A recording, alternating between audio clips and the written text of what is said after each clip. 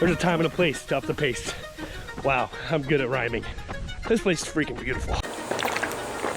All right, had to take a sip before tip number 3. Hydration is key. Oh my gosh, there I go again with the freaking rhymes. Alrighty, my friends, let's freaking do this.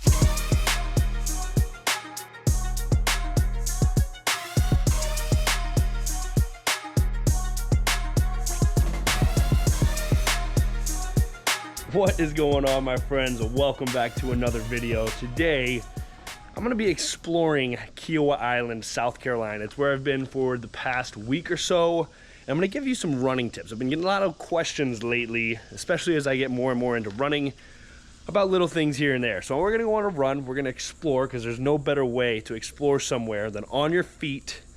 And I don't really know how far I'm gonna run, but I'm just gonna run until I run out of tips to give you, which could probably be pretty quick, but I guess we'll find out. But before we get going on that note, I have been hanging out here in South Carolina, a little bit different than Hawaii. I was all the way over there in the middle of the ocean. Now I'm all the way over here on this side of the country. And it's actually my last day, so I'm gonna have a little bit different style of a video for this whole Nomad journey series today. Obviously it's just gonna be me, you, and the GoPro, and not much else, but I also have barely any battery left, so let's see what I can make do with this. The chances are, again, probably not gonna make it through this run with the full battery life, but also I'm no expert on running. I've only been doing it for what, a year now, really fully seriously, a few months since that marathon when I was really training, but I do feel like I have some value to give you. So let's get into it. Don't forget to like, comment, subscribe.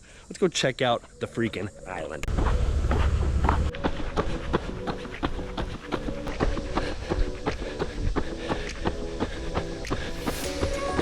All right, it's just hitting me. I am not gonna have enough battery. So I'd rather show you the island with the GoPro while I got it on this run. And then I'm gonna come back and recap on my actual camera with some good little running tips.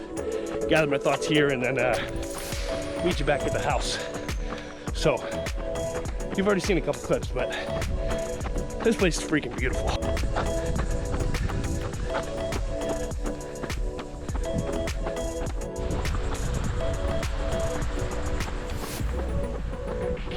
One mile in, super low heart rate, barely breaking a sweat. We'll come back to that tip later.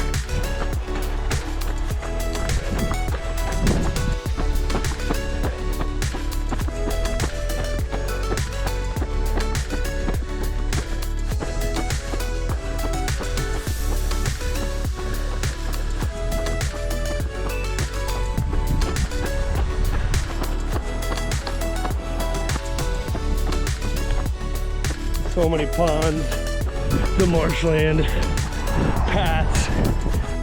Speaking of the ponds, the other day on my 10-mile run, I was running down a golf course at about 8 a.m. Big old gator. I'm gonna roll that clip.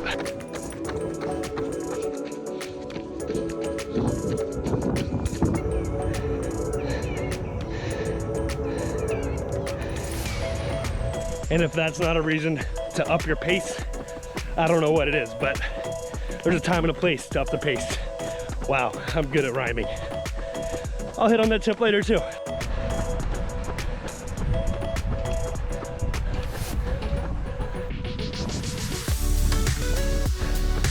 Mile number 2, gonna have to switch to the phone here in a second. Houses are beautiful. Holy cannoli. Put it on the vision board. Oh my goodness.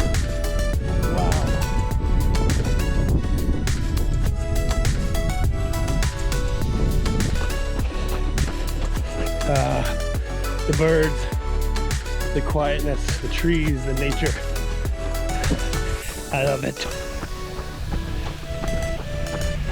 That house was insane. Mile 3.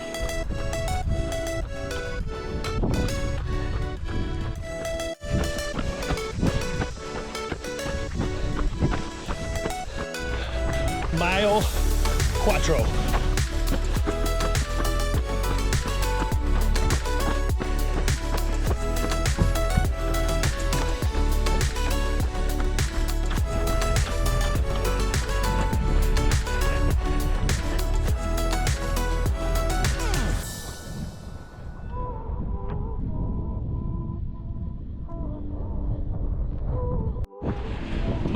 number 5 on the home stretch on the Kiawah beaches.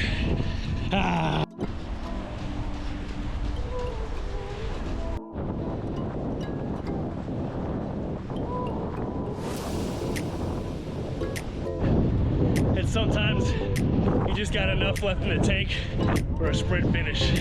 Let's go.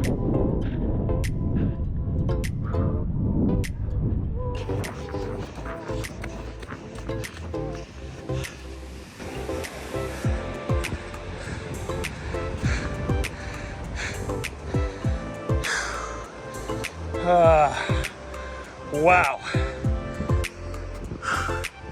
6.03, 840 average, pretty slow, which is a good thing. 52 minutes. Now, just quickly, if you're a beginner, I don't recommend the sprint finish unless you think you got it in you. I'll go over some breathing techniques to help you out if you are a beginner and you find yourself not to be able to catch your breath, like me. Now, if you've been following along with this whole Nomad journey and my running kind of journey, since it started and I really caught the kick or the knee, that was a really bad running joke. As I was saying, you would know that kind of right now as I'm living this nomad lifestyle and I've really gotten into running, I'm shooting for 30 to 35 miles a week. So today's 6 mile run counts up to what equates to 20 miles on the week. So it's only Wednesday, got about 10 to 15 miles left the rest of this week. Stay tuned to the rest of the video to see what craziness I have planned for next week's video, and I'm gonna film it this weekend. But all you really need to know is that you're probably gonna see me cry in that video, and I'm just gonna leave it right there. But I'm gonna go back, get in front of the camera, and give you some tips that I wrote down throughout the run today. Hope you enjoyed this little scenic island tour. But that's your tour guide checking out for the time being. This humidity, by the way, it's no joke. Oh God.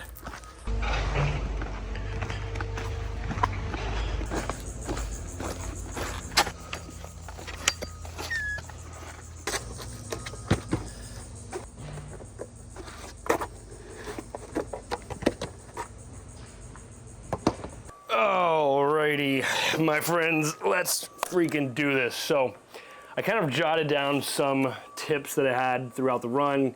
I was gonna do the whole run, whatever, long, do a tip a mile, but obviously I am not good at charging my GoPro. So for my tips, I wrote down 10 right here, and I want to share them with you. So tip number 1, and I've alluded to this on my story, on Instagram, on Snapchat, on everything, that slow runs are not your enemy. They are in fact your best friend. Slow running is gonna help you run faster in the long term. So the way I break this down is, if you and I were to go out and run just for the first time in forever, you'd go out and you would hate it. You would hate running however long, because you're just gonna get out of breath. And that's the worst thing, in my opinion, for the psychology around running. So go out and literally just jog. Try not to make yourself breathe hard, try not to sweat. That's the tip that I was alluding to during my run.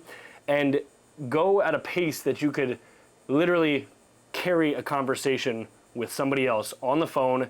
Even if you're running at an 11, 12, 20-minute pace, you're just simply running, nice and slow. So with that tip, and just to use an example for myself, when I started training for the marathon, when I was doing that, I noticed literally within 2 weeks that the harder runs were getting so much easier. And that kind of alludes to my next tip. And if you have some way to track your runs, you really want to pay attention to the heart rate zones that you're in. So a good easy way to look at this is 220 minus your age. So for me, 220 minus 27 is 193. That is your max heart rate. Now, if you start getting into the percentages of zones, you want to take literally 60, 70, probably 80% of your runs in this zone 2 is what we call it, zone 2 cardio, in that range. So for me, that's anywhere from 112 beats per minute to 148 beats per minute. I'm really trying to go super light. And essentially what that's gonna do is work different energy systems. So for tip number 2 is pay attention to your heart rate. The more that we can train at a lower heart rate for a longer duration of time, the more your cardio is going to go up. So, and you'll see that to kind of impact your runs as you go. So if you're 2 tips into this already, you should be excited, because I'm not telling you to run and sprint like a cheetah every time you go out there and be completely puking all over the place because you hate running. Also, with that zone 2 cardio, that's going to be your best zone, essentially, theoretically, kind of cardio to burn fat. Aside from high intensity interval training, when you're really taxing the anaerobic system, which is really fast twitch, this is going to be your better for the low heart rate. Really, I mean, I guess I shouldn't say longevity of burning fat, but literally boosting your cardio, which in turn is going to help you build fat. And that I'm going to hit on, you know what, I'm going to hit on tip number 3 right here, because that kind of goes into it. All right, had to take a sip before tip number 3, because hydration is key. Oh my gosh, there I go again with the freaking rhymes. Anyways, we'll hit on hydration here in a second too, but tip number 3, we're going to go into strength training. Strength training is awesome for helping your runs, and I'll make that one quick. That's all you need to know. Strength training, it is okay to lift heavy weights while in some kind of running routine. I know that kind of hits away from this whole point of just running tips, but strength training ultimately is going to help you with the longevity of the duration and your stamina, your endurance, because it's taxing different energy systems. Okay. Tip number 4. Let's get back into the little running tips, I guess, strictly running wise. And I really want to hit on beginners here, and those were kind of some beginner tips, especially with the running slow. But just my psychological tip for you as a beginner is begin with less. You don't have to go out there and say, hey, I'm going to run a 5K. You don't have to go out there and say you're going to run a mile. Just go out, set a goal for yourself, and that's another goal I have for you psychologically, another tip I have for you. But go out and just tell yourself, hey, I'm going to run half a mile at as slow a pace as possible, and I'm going to make it for the length of that 0.5 miles, and prove to yourself that you can do it, because psychologically, when you take that win and you recognize it, you're going to be able to turn it into more and more and more and more. So leading into tip number 5, more again on the psychological level, run with a purpose, run with a goal. I like to go for time or for length. So and the way I look at that, especially when I was first starting, like the most I had run before I had run a marathon was the 10-mile run, like randomly on New Year's Eve for no reason. But I didn't know that I could do that. And now, when I got into the marathon training, we would set goals for the long-term runs, or the long-timed runs. So I would have a goal to run for 2 hours, and I would just go as slow as possible. The theme here is running super slow. I guarantee you will recognize that you can make it way further on your feet than you ever think if you go super slow for a long time. And then it'll say, you look down, you're like, holy crap, I ran 3, 4, 5 miles in an hour, and I've never run more than 2 in my life. Well, that's because you're learning how to control your heart rate and everything. So that's just a really good tip psychologically too, because then you say, oh, wow, I can run 5 miles. Next tip, I think this is tip number 6. I really don't know. But a lot of people, when they run, have breathing issues. Some people get cramps right in the side of their abdomen, and that's actually something I still deal with. Well, there's actually a breathing technique to help that kind of cramp, and I'm going to show it to you right now. It's 3 quick inhales through the nose, hard exhale through the mouth, and you just do that as many times as possible and then return to your normal breathing. So it's going to be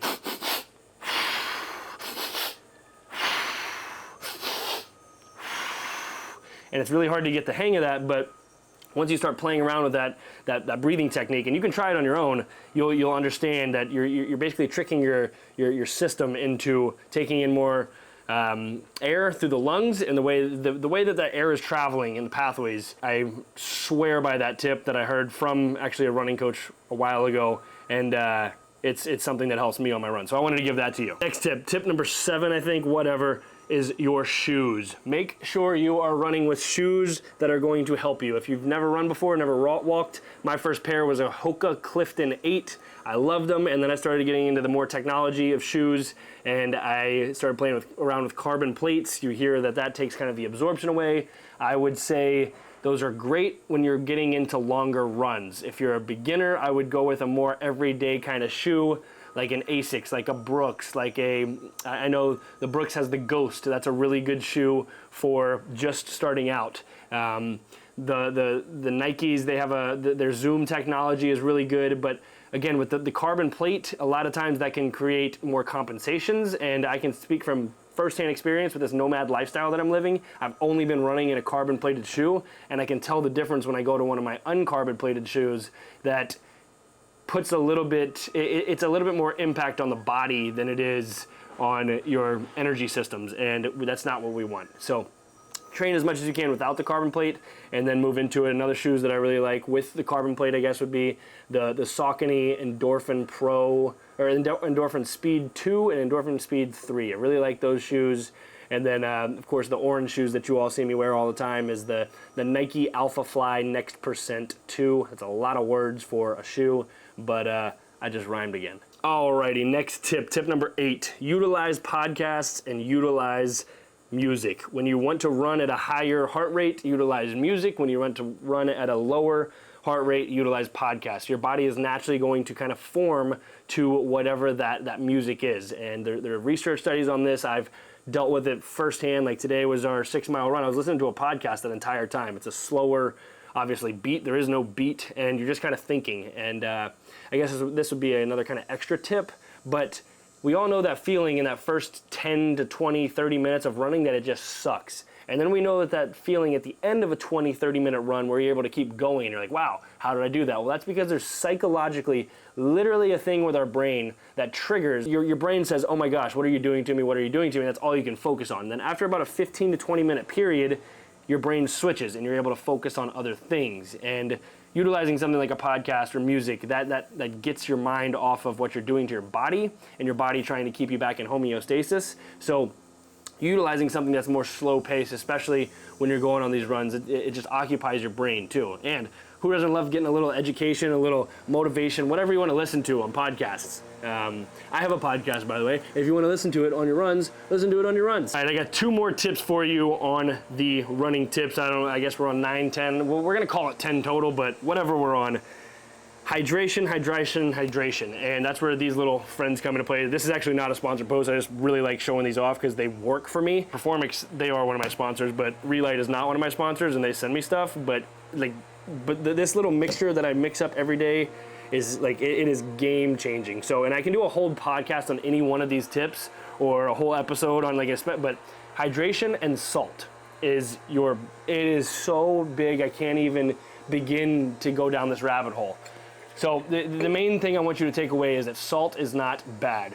When you're getting a Chipotle bowl, the salt there is bad because they're putting 1,300 milligrams of sodium in there.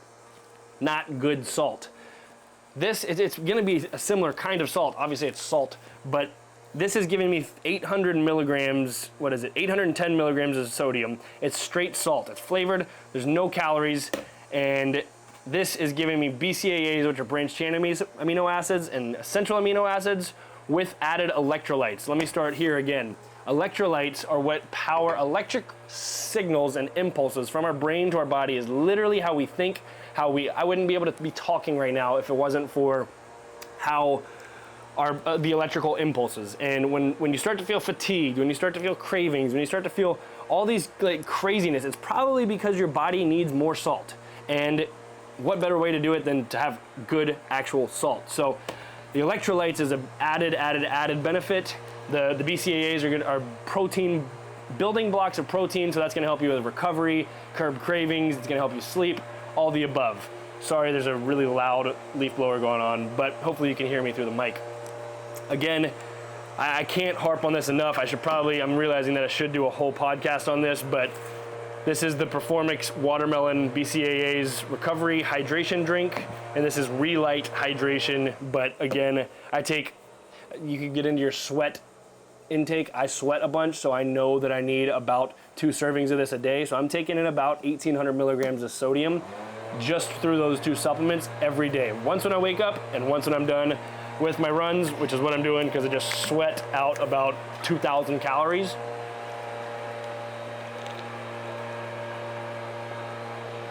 And it literally tastes like heaven. And our last tip of the day, again on fueling. Gosh, I just keep racking my brain on salt, it's so important. But my last tip of the day is on fueling with food. You know this, but diet is everything. Eat lots of whole foods, shop on the outside of the grocery store, stay out of boxes or wrappers, anything with preservatives. Eat lean protein. Protein's gonna be your best friend for, again, recovery, sleep, for curbing your cravings. And if you really want to get into running, one of the things that I've really experimented with is black beans. They're really high in magnesium, and as a runner, magnesium is one of the first things that we lose when we're running. So getting on the carbs, there's a whole like timing of foods and what you eat and what kinds of foods, and I can do a whole podcast on that as well if you would like me to, but let me know in the comments on that. But just know that you can't go out and you can't just eat anything. I made that mistake. I was eating more ice cream than normal because I knew I was gonna burn, but it's a different kind of energy, and trust me on that, because you don't wanna feel that way. So I think that's about it. And with that said, my friends, that is all I have for you today. I know it was a little mixture between the GoPro, my phone, my camera, sitting still here at the end, but I hope you took some value out of it. I hope you were able to take something home from this different kind of vlog style nomadic episode, but I had fun doing it. And as I said, today's my last day in Kiawah. I am heading to Nashville, Tennessee tomorrow. I was gonna stay in Charleston for a month. I had some things come up. I'm going back home to my home state of Tennessee. Gonna be there for 2 months actually, but this weekend is gonna be a crazy one. I'm going to horse races on Saturday in Nashville. So tomorrow's Thursday to Nashville, horse races on Saturday, a free day on Friday. Literally come back from the horse races, go to the airport, fly to Pittsburgh, Pennsylvania for Sunday and Monday. And I'm not gonna tell you what I'm doing there, but if you know anything about me, there's 2 things I love in the world, 3 probably because food, but number 1 is fitness, and number 2 is the Pittsburgh freaking Steelers. And until then, I will be vlogging that experience. I'm excited to get it out to you for this nomadic adventure episode, whatever, coming to you. But lots of GoPro footage to come over the next week, and I'll see you next Sunday. If you're not tuned in already, not subscribed, don't forget to hit the subscribe bell icon as well. I really can't stop rhyming. It just comes out and then it hits me. But that'll help you get my notifications as soon as my videos come out. Don't forget to like. Don't forget to comment what you want to see more of, maybe what you enjoyed, what you liked. Tell me to be quiet if you want me to. Either way, whatever works for you. Have an awesome freaking day. I'll see you next time. And don't forget to smile. See you next week.